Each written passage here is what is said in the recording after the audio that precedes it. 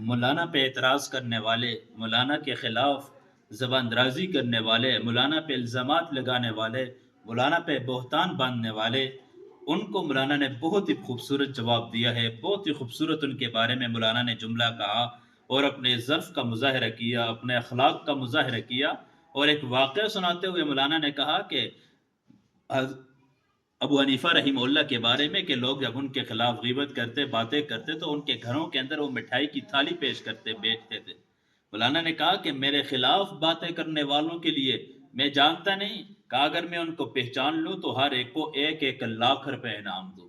واہ کیا اخلاق تھے، کیا ظرف تھا مولانا کا! کہا ایک تو مجھے کہنے لگا کہ آپ کی تو یہاں توبہ نہیں ہوگی، آپ بیت اللہ کے اندر جائیں، وہاں جا کے اللہ آپ کی توبہ کو قبول کریں گے۔ مولانا نے اس کو کہا کہ اگر یہ مجھے مل جائے تو میں 2,00,000 روپے اس کو انعام عطا کروں۔ اللہ یہ کریمانہ اخلاق ہم سب کو نصیب فرمائے۔